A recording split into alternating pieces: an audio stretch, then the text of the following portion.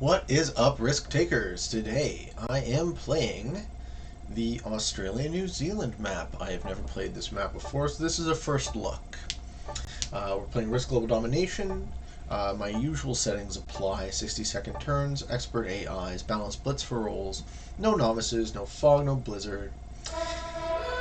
And let's take a look at this map. So you guys are going to get to watch me sort of figure it out in real time. Alright. So it's 38 territories, slightly smaller than Classic. This is how the continents break down. North Island worth 3, South Island worth 4, New Zealand. Also worth 3 is South Australia, Victoria, Tasmania. Worth 5, Queensland Northern Territory. Worth 4, Western Australia. Worth 6 is New South Wales. So these continents look juicy.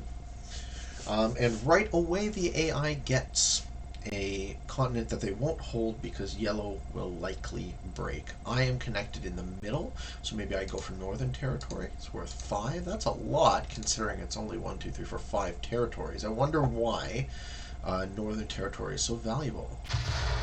And I didn't lose a 4, so I'll call that a win. Yeah, these continents are small. The map is small, it's tight, it's going to be explosive. I think the best thing I can possibly do is maintain 2 positions. But where? So, I was gifted this Northern Territory position, so I think I'm going to consolidate maybe in the north part of Western Australia, maybe here. And I'm going to have to put my bonus over here. I am last act, though, so that is exactly where I want to be as far as the turn order goes. Let's take a look at my opponent. Shaboom looks like they win just over a quarter of their games. After that, the third position is yellow. Similar win-loss ratio there. In the fourth position, we have a bot. After that, flying the flag of the Netherlands. Less than a quarter of their games. Okay, so the competition isn't terribly stiff. Yellow is thinking deeply. See, they have a decent start, right? I would like their setup. 2 different positions. Looks like they're holding a continent. They didn't break Orange, which they should have, because Orange is going to break them. They've let Orange hold South Australia, and those 3 extra troops are going to go right into yellow. Okay, the green AI has taken New South Wales, so maybe not. Maybe those troops go to break there, but something has to happen here. I want no part of that. I'm going to stay as far away from these 3 continents as I possibly can, which I think is about there. So if I put, depending on what purple does, if I put my reinforcement up here, which is not going to survive because purple's going to take it now, fair enough, then I'll put my reinforcement here, and I'll maintain this corner of Western Australia and this piece of New Zealand, and that is how I'm going to negotiate the first turn of this game. Put 8 there, attack into the corner, and pull in the troops that are bordering the bot. I'm okay with this start, not great, but I'm not really super weak, and I have to make sure that I bolster both of these positions now equally and maintain them over the course of the entire game. Okay, so the orange AI attacks the green AI, but leaves yellow. Yellow is going to benefit from that on balance, but they don't really have anywhere to go. I guess where they go is they break orange here. Orange has left no troops to defend. Blue is kind of surrounded. They probably attack me here. Pass. Yellow will be allowed to hold this, and they're not giving me an easy take. Sure. Well, if I have no other, I mean, I can go that way, but that's not really the direction I want to go. So maybe I just get my easy take and then pull back, depending on how the board looks in 2 more turns when after these 3 more moves on this turn. Okay, yellow's thinking deeply. They were allowed to preserve their continent, so they are the highest stack of troops. If I was yellow, all I would do is break and move back.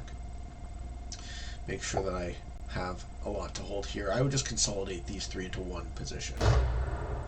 Okay, yellow moves into the South Island, losing their advantage. troop-wise. They haven't put enough into this continent. You never know what the bot's going to do. Maybe the bot breaks. More likely the bot's going to break orange. The fact that they didn't break orange is insane. The bot does something random, but does break orange. And cracks back through New South Wales, but doesn't finish. Purple is going to take the North Island, or almost exclusively, but that will leave them shrinking down to only one position. And then we'll have this battle versus purple and yellow in the north part of New Zealand, and I'm going to put one troop here. I'm going to put 2 troops here and 1 troop there, get a take, and then pull back. Yeah, so they're surrounding. Sure. They're saying, I want the North Island. That's the claim that purple is making. Sure. I'm not going to let yellow have easy beats on me. And I'm looking good. So, the end of the second turn, I'm already in the place where I want to be. I have 2 10-point armies separated from each other about as far as possible. That is pretty much how I like to play progressive, and I will just maintain these 2 positions, getting as easy a take as I can until the 6th and hopefully 7th turn, where I can match in sequence and start to eat my opponents. And that is the simplest way I can describe how you win at progressive. Progressive is not about the board as much as it is about the cards. So I never fight an attrition battle to hold a continent. This map looks fine. I don't tend to love the smaller maps. When I say smaller, I mean anything less than 42. Classic map is 42. I tend to like the larger maps because it gives me more places to hide. My style of risk is sneakier. I don't want to piss anyone off until I make one entire move on them and take them out all in one. That's typically how I like to play.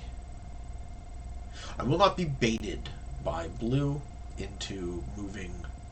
I guess he can consolidate into himself that way, and that would be fine. Then I have open attacks in Western Australia. I'm not really going to do much this way because I'm kind of worried about yellow, and purple's in a spot where they're incentivized to take, but 8 on 7 is bad, 9, 10, 11 on 7 is still bad. I wouldn't do it. Alright. Okay, so yellow's giving up that position now. Yellow will get eaten by purple, and then it'll be up to me to break the North Island. But as I just explained earlier, I'm probably not going to do that. I do not like to play board police, because the couple of troops that I'll cost them, so if I cost them 3 troops by breaking North Island, it'll cost me that many troops, and now I've made an enemy of purple, and once you start matching 15, 20, 25, 30 per your matches, all of a sudden, pissing off your opponents is a net loss. So, I'm very happy to let them hold North Island.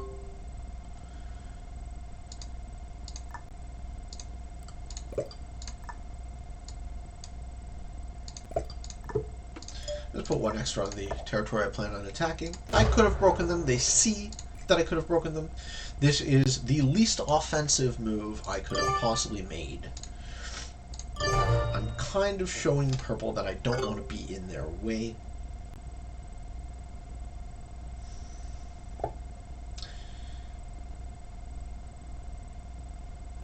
Okay, and yellow has now dwindled to a single position. I have a solid line to attack them if the time is right.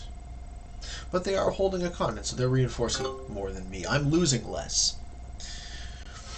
That's why I have the most troops. No, blue has 1 more troop than me. Yeah, but they're a turn ahead, so.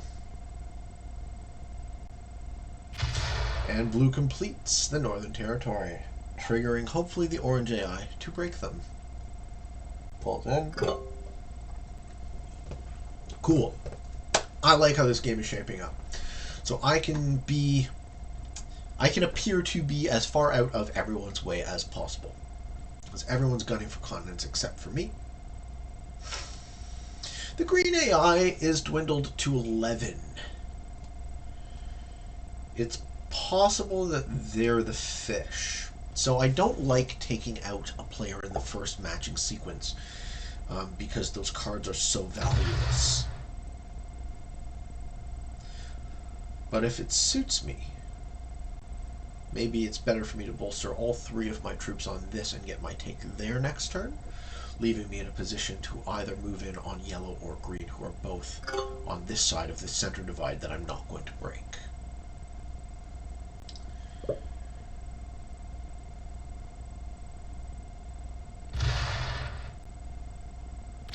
Okay, green is now expanding in Queensland. Still only 12 troops. Looking fishier and fishier by the minute. Oh no, purple matches in early.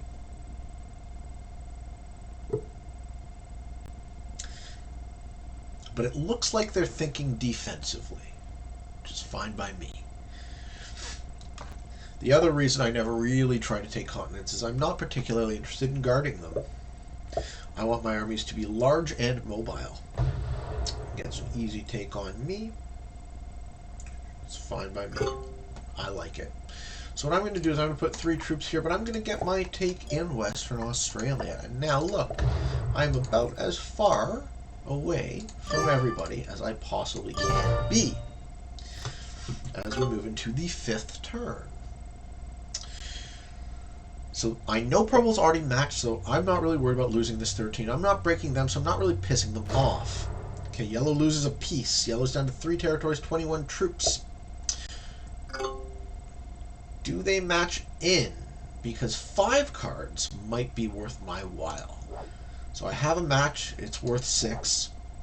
6 on top is 19, 20, 21, 22. So I have more troops than... Oh, no. Oh, no, don't do it. Okay. Okay. Okay, blue is just taking a piece of the center. They're working on board position as well. I think I can kill yellow. The question is it worth it? So let's do the math. My match is now worth 8. Assuming yellow doesn't match on their turn, my match is worth 8. So 8 plus 13 is 21, plus the 3 is 24. They have 27. Depends on what they do. They're kind of boxed in. Plus, if I'm getting 5 cards, but it costs me 27, and the next match is only worth 10, it's really not worth it for me to do that, right? So it's smarter to just... Well, let's see. Can I kill orange? Is orange an easier target? So I'd have to push through 2, an extra 2, an extra 3. No. Orange is no better. Okay, yellow does match in. They break. Okay, they go over there. Sure. Okay. They're going for orange. I think they have just enough to get it if they're lucky. 9 on 2 is bad loss, and they have to push through the 3. Nah, they can't get it. Too bad. And they run out of clock! Oh, they've left orange. They've left orange for purple. Can purple do it? Okay, so purple's matching in... purple has a continent. Green takes. Okay, green takes forced to match. Cool. Excellent. This is an exciting situation now. Because the matching sequence has gone... has been fast-tracked. So now we're in the turn 5 matching on turn 4. Yellow's back down to 21, but they only have 2 cards. That's not really worth my while. I have no reason to not match in now, because I'm at the back of the sequence.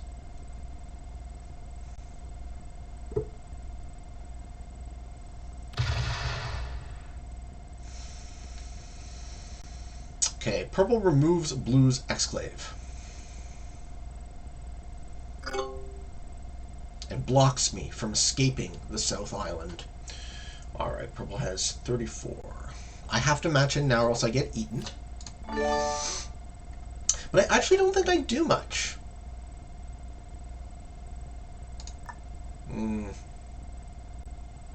Green holds 4 cards. Maybe I get lucky? It's too tight.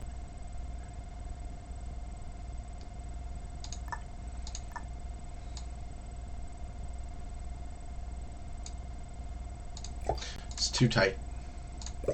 I continue to do a lot of nothing.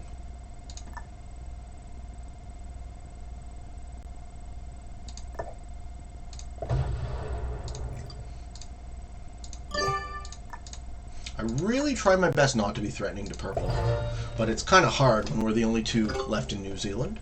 They blocked me. They blocked me from escaping, so this is partially their bad. Blue is allowed to hold 2 continents. They're reinforcing 11 extra troops.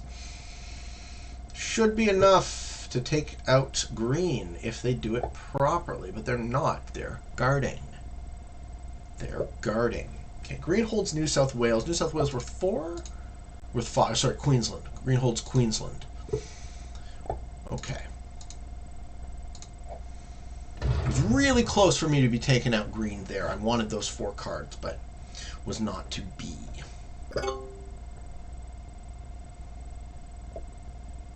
Yeah. Well, blue breaks yellow. Yellow indicates their displeasure. I love that angry face icon. And now we're having a battle? I don't think yellow's the balls. Yellow has the ball! They say, fuck it. My game's over, then fuck you. Okay, so who eats them?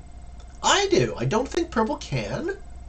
Because purple doesn't match. I have a huge army. I think I eat yellow. And that's how I win this game. So, green's going to do what green does.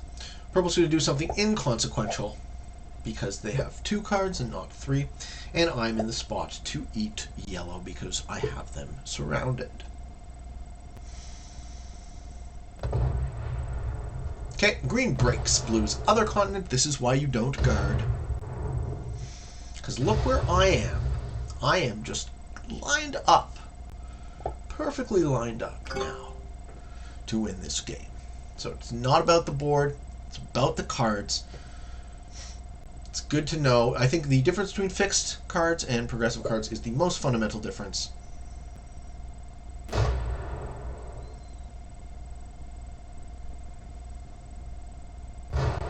Purple goes for it, but can't finish because of the splits. Too bad, purple.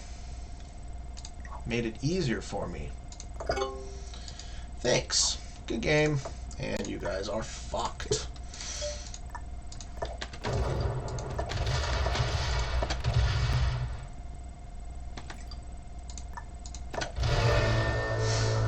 Alright. Take 3, match in. Who's the fish? Blue? And I get a joker. Yeah, this game's over.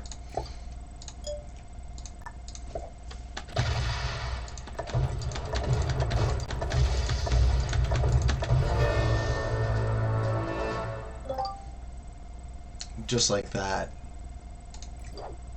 And I got 2 jokers. Why not?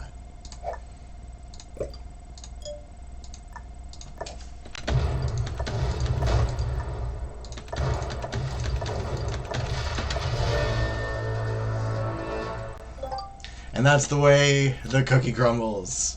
So, I was ready. As soon as blue broke yellow,